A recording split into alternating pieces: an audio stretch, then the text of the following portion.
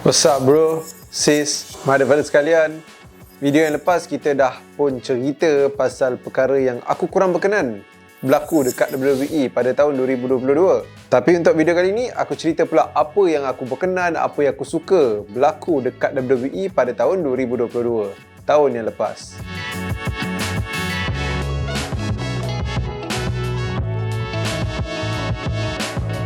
Kalau korang tak layan lagi yang video aku kurang berkenan tu, boleh kot korang layan lepas habis video ni. Dan yang mana baru sampai dekat channel Hazwan Shah Wrestling ni, tak tekan lagi butang subscribe, aku tak tahu nak kata apalah. Make sure korang tekanlah dulu butang subscribe tu, tekan sekali butang loceng, sebelah butang subscribe, tekan butang join sebelah butang subscribe tu untuk jadi members dekat channel Hazwan Shah Wrestling. Korang boleh hantar super thanks, korang boleh tekan link Shopee yang ada dekat ruangan description kat bawah juga.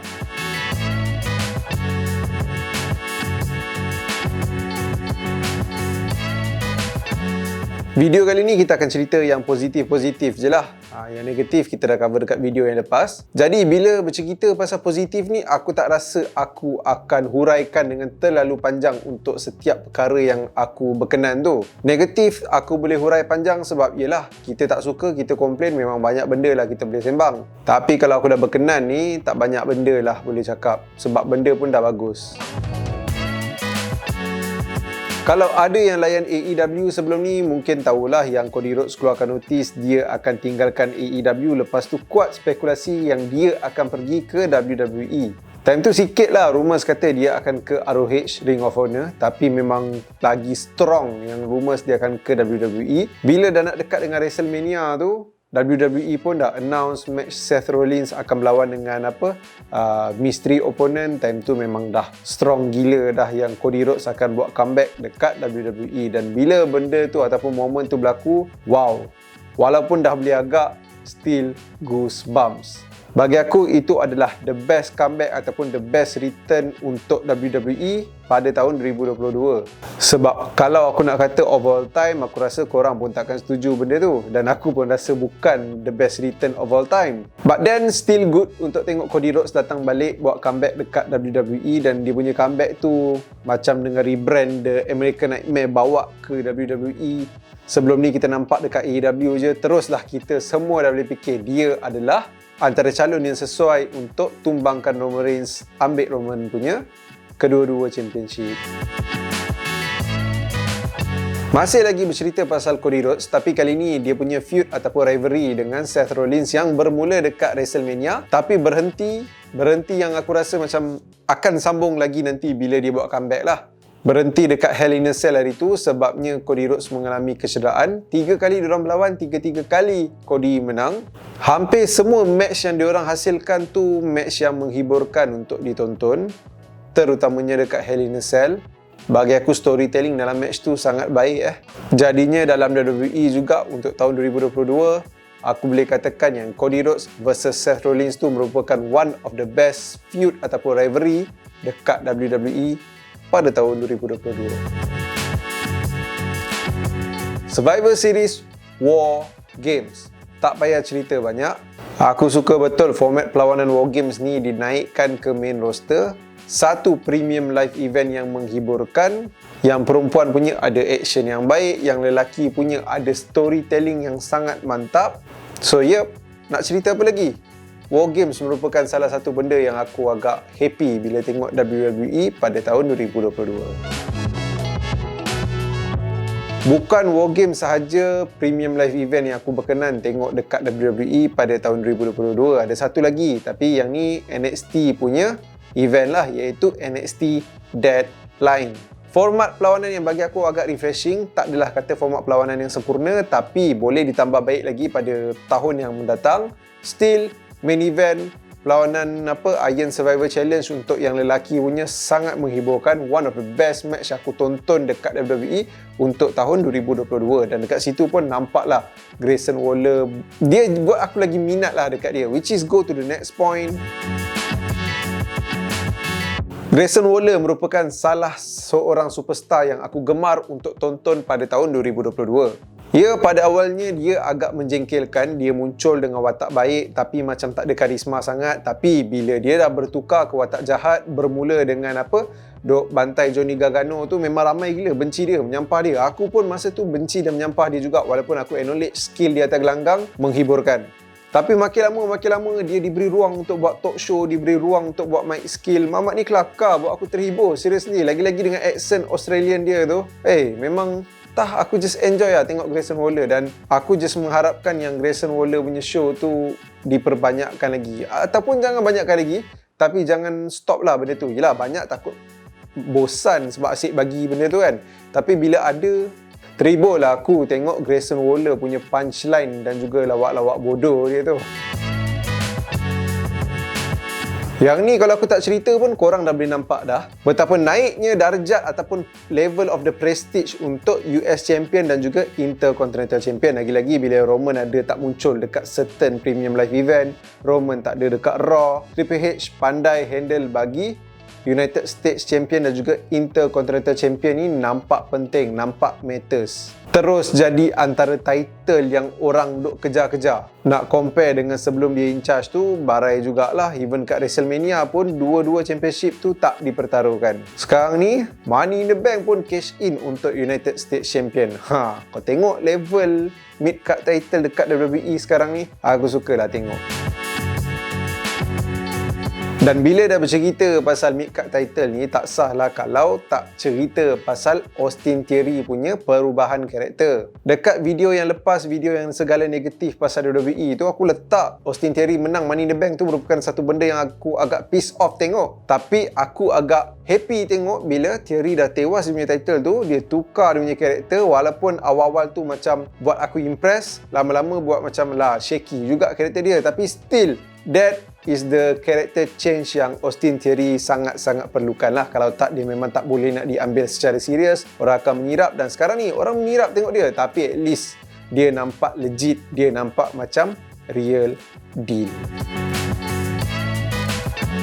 Okey, tadi Austin Theory, sekarang Austin 316. Dekat WrestleMania tahun lepas, tahun 2022, kita dapat tengok juga Stone Cold Steve Austin berlawan untuk satu perlawanan lagi. Ya, ada cerita yang lepas ni mungkin dia akan berlawan lagi. Ada yang kata patutnya dia tak berlawan, dia hanya jadi guest ke apa sebab buat WrestleMania tu pun dekat dia punya tempat, Texas. Lepas tu tiba-tiba jadi perlawanan pula. Walaupun perlawanan tu seriously bagi aku, that is not a very good match, tapi entertaining sebab diorang try to do something yang menghiburkan, dan Kevin Owens sell dengan baik, play along dengan baik untuk bagi Stone Cold his last moment. Walaupun bukan perlawanan yang baik ke apa pun, still it is good dapat tengok Stone Cold dapat like a proper send off lah. Yelah, dulu dia belah tanpa proper send off, aku rasa dia deserve je sebab dia one of the, sebab dulu pun orang tahulah yang nama Stone Cold dalam wrestling lagi besar daripada nama The Rock. Ya, sekarang aku tahu The Rock nama dia lagi besar secara overall kan, tapi dekat wrestling Stone Cold yang macam orang kata paling ikonik. Walaupun aku bukan penggemar Stone Cold Steve Austin, kita tak boleh nak deny benda tu. Lagi sekali, it is good to see him get a proper send off. Tapi kalau dia muncul lagi dekat next WrestleMania, hopefully, aku tak tahu nak kata patut tengok ke tak, tapi tunggu dan lihat je lah. WrestleMania yang diadakan pada tahun 2022, diorang buat 2 malam juga. Bagi aku menghiburkan juga. One of the best WrestleMania yang aku pernah tonton sepanjang aku hidup. Banyak je momen-momen yang sedap berlaku dekat WrestleMania tu. Walaupun aku tak suka Drew McIntyre kick out end of days Baron Corbin buat dekat dia, tapi at least kita dapat tengok Pat McAfee punya match lawan dengan Theory. Kita dapat tengok Cody Rhodes punya comeback, Stone Cold punya last match. Walaupun bukan satu premium live event yang sempurna, tapi still at least tak mengecewakan. Bercerita lagi pasal perkara yang tak mengecewakan, Sheamus dengan Gunther dekat Clash at the Castle. Bagi aku match tu boleh kata one of the best match juga untuk tahun 2022 dan deserve je to be candidate untuk let's say top 3 best match untuk tahun 2022. Yang tu apa kata korang? Adakah match yang tu best match untuk korang untuk tahun 2022 atau ada match lain? Cuba korang komen dekat ruangan komen kat bawah. Tapi bagi aku match tu memang shock gila lah tengok. Terbaik. Dah lalang puji Sheamus dengan Gunther ni, kita kena puji juga Sheamus mengetuai kumpulan The Brawling Brutes. Aku rasa Brawling Brutes ni di-booking dengan baik, surprisingly. Aku tak sangka, aku ingat bila dia orang bawa masuk Butch Memang kepala bana boleh pergi tukar nama Butch tu daripada Pete Dunne elok-elok lagi molek dia orang tukar ke nama Butch. Aku fikir Brawling Brutes ni memang hanya akan dijahanamkan je dekat main roster. Mungkin hanya akan jadi jobber, akan jadi bahan lawak. Tapi tidak, Triple H berjaya ubah The Brawling Brutes tu jadi satu karakter yang lebih serius dan lebih entertaining untuk kita semua tengok. So tadi dah ada beberapa kali dah kita puji Triple H. So perkara yang aku suka juga pada tahun 2022. First kali kita dapat pengumuman yang Vince McMahon retire. Walaupun dia retire sebab news ataupun pertuduhan yang tidak bermoral, tapi kita sebagai peminat yang mendambakan konten-konten yang sedap, lagi-lagi aku seorang fanboy NXT Black and Gold yang pernah rasa that is the best wrestling show yang aku pernah tengok seumur hidup aku, dikendalikan oleh Triple H. Memang aku nak lah Vince McMahon ni bersara dan kreatif tu pergi ke tangan Triple H. Dan yes, itu apa yang berlaku pada tahun 2022. Lepas Vince bersara je, Triple H take over kreatif. Walaupun lah perubahan tu tak terlalu drastik, kualiti perlawanan still bagi aku sampai sekarang tak capai level macam Black and Gold. But then aku boleh kata Triple H deliver. Banyak benda yang dia buat sekarang ni nampak lebih baik, nampak lebih fresh. Dan aku rasa macam tak bosan. Cumanya tak tahulah berapa lama benda ni akan kekal sebab kita tahu Vince McMahon dah pun buat comeback. Ya, memang Triple H masih lagi kekal sebagai Chief Content Officer, tapi sampai bila? Yang tu kita tak tahu. Hopefully kekal dan keputusan yang Triple H buat sebagai seorang yang in charge kreatif ni tak dipengaruhi oleh bapa mertua dia. Dan nak kata apa je benda best yang Triple H buat, tengoklah akan datang. Mungkin kita buat video yang asing ke sebab banyak sangat. Kalau nak cover tu je, mau panjang lagi video ni. Banyak lagi ni aku nak share benda yang aku suka pada tahun 2022. Untuk tahun 2022 pun kita dapat tengok beberapa superstar yang deserve lah untuk diangkat dekat Hall of Fame pada Hall of Fame 2022 tu. Dan bagi aku seremoni tu, the whole seremoni tu pun agak best untuk tengok lah. Undertaker punya speech terbaik, Queen Sharmell punya speech pun nice, dan even Shaq Gaspard dia punya Warrior Award untuk dia tu pun macam mengharukan. Aku rasa that is one of the best Hall of Fame yang aku pernah tengok jugalah sepanjang aku hidup. Dan aku tak sabar nak tengok siapa yang diangkat jadi Hall of Famer untuk tahun 2023 nanti. Johnny Gargano, Candice LeRae buat comeback dekat WWE pada tahun 2022. Yang ni aku suka sebab kat mana lagi yang patut mereka pergi kalau bukan kekal dekat WWE. Even kuat news yang kata Johnny Gargano mungkin akan ke AEW. Aku rasa tempat Johnny Gargano is WWE. Even lah dia dinaikkan ke Raw ke SmackDown ke, walaupun bukan Triple H yang in charge, Vince McMahon in charge, mungkin Vince McMahon akan rosakkan dia, tapi aku just rasa Johnny Gargano is like belong to WWE lah. Aku tak rasa dia kena kat AEW, walaupun aku tahu dia boleh do well dekat AEW, tapi aku just nak dia stay dekat WWE. Bila dia belah NXT tu aku sedih. Bila dia naik ke Raw dan juga SmackDown, aku happy. Sekalilah dengan bini dia, Candice LeRae. Lagi-lagi sekarang ni di bawah bimbingan Triple H, hopefully one day dia boleh jadi the next WWE World ataupun Universal Champion. Johnny Wrestling, good.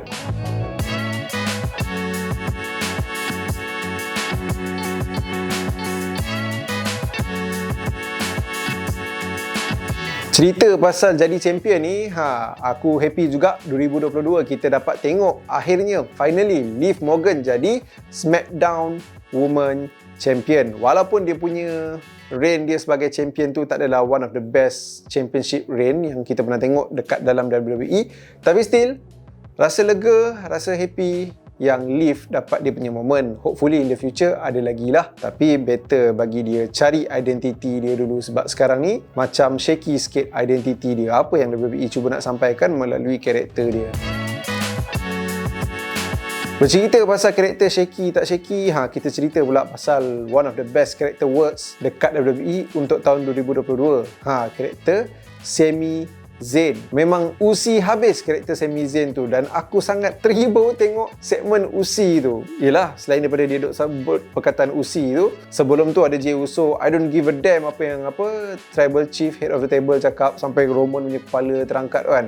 Bagi aku segmen tu gold. Ada lagi tambah dengan usi punya perkataan yang Sami Zayn pergi bawa, dan karakter Sami Zayn untuk the whole 2022 bagi aku is a masterpiece lah. Storytelling yang diceritakan dengan sangat baik. So Sami Zayn dengan segmen usi tu semua antara benda yang aku shock gila tengok untuk tahun 2022. Dan yes, aku nak tengok Sami Zayn jadi champion. Dekat tahun 2022, kita nampak NXT berubah wajah lagi sekali. Sebelum ni, daripada NXT Black and Gold jadi NXT 2.0. Mengecewakan sikit sebab kita boleh nampak kualiti dia dropping. Yes, tak boleh nak deny benda tu, tapi still aku rasa menghiburkan jugalah. Cumanya dia dah tak sehebat NXT Black and Gold dan dia duduk dekat level SmackDown. Macam tu je lah kot kan. Tapi walaupun aku cakap macam tu, ada je beberapa minggu NXT 2.0 lagi shock daripada beberapa show yang lain lah. Dan akhirnya bila Triple H dah take over WWE, NXT 2.0 tu di rebrand lagi sekali, ditukar wajah jadi NXT sahaja dan dia lebih kepada warna white and gold. Dan lepas tu boleh nampak kualiti show NXT meningkat semula. Still belum lagi sampai ke level NXT Black and Gold. Aku tak rasa kot diorang nak kejar ke level tu. Tapi yang paling penting, menghiburkan dan tak mengecewakan. Untuk yang ni, yang macam korang baca lah, kita dapat tengok gelanggang terangkat dekat SummerSlam 2022. Itu je lah. Dah tu antara yang aku shock, tapi tu je lah yang aku nak cakap. Kita pendekkan juga poin yang ni, sebab bagi aku ini pun duduk antara one of the best match yang aku pernah tengok dekat WWE untuk tahun 2022. Untuk nak kata mana lagi best, bagi aku itulah. Aku kena go through balik semua match yang aku rasa best dan aku nak kena fikir balik. Tapi itulah, semua match tu ada reason dia yang tersendiri kenapa match tu best kan. Ada yang action, ada yang storytelling, semua tu. Tapi itulah, Logan Paul lawan dengan Roman Reigns ni bagi aku one of the best match juga yang aku tengok dekat WWE tahun lepas. Dan untuk nak tutup video kali ni, the last point yang macam korang nampak, Logan Paul. Aku sangat suka dengan apa yang Logan Paul dah tunjuk dekat kita pada tahun 2022. Okay, first kali, yes, aku tahu daripada segi promo mungkin tak lackluster sangat, tak nampak bombastik, hebat gila bercakap. Sebab mungkin itu bukan kelebihan dia, tapi aku tak rasa dia buat teruk sangat. Aku rasa yang buat teruknya adalah crowd. Yang, yelah, kita tahu crowd dekat US tu memang tak gemar dengan Logan Paul. Dia watak baik ke, watak jahat ke, dia keluar je memang dia kena boo. Dia dah buat his best pun dia kena boo juga. So aku rasa benda tu menghalang untuk dia nak deliver promo dengan baik lah. So 50-50 dekat situ, sebab dia dengan sebab crowd. Tapi apa yang dia buat atas gelanggang, tengoklah dekat WrestleMania, tengoklah dekat Crown Jewel. Setakat ni walaupun perlawanan dia ada 2 tu je, ke ada lagi, aku pun dah tak ingat dah. Tapi bila je dia hasilkan perlawanan yang tak shock. Memanglah perlawanan dia sikit, tapi at least semua perlawanan tu dia deliver. Aku terhibur gila tengok apa yang dia buat atas gelanggang. Untuk someone yang baru je join WWE, nampaklah yang dia sebenarnya sebelum nak berentak atas gelanggang tu, dia dah put his best work, his best training sebelum dia berentak kat gelanggang tu lah. Sebab orang yang tak letak proper training, orang yang tak give his best, bagi effort yang tinggi, bagi dedication yang tinggi, aku tak rasa dia boleh pull apa yang dia dah buat dekat WrestleMania dengan Crown Jewel tu. Meaning dia dah do something like, dia dah work hard dah tu. So dia punya work hard tu bagi aku berbaloi. Dia dah berjaya buat aku mesmerize tengok apa yang dia boleh buat dekat atas gelanggang, dekat WrestleMania, dekat Crown Jewel. So aku sangat impress dengan Logan Paul pada tahun 2022. So guys, ada lagi ke yang aku tertinggal? Cuba korang share sikit dekat ruangan komen kat bawah. Tak layan lagi video yang negatif tu? Korang boleh layan video yang ni. Layan juga video yang lain ni semua. I'll see you guys again in the next video. Road to Royal Rumble 2023. Terima kasih datang lagi. Mother Father.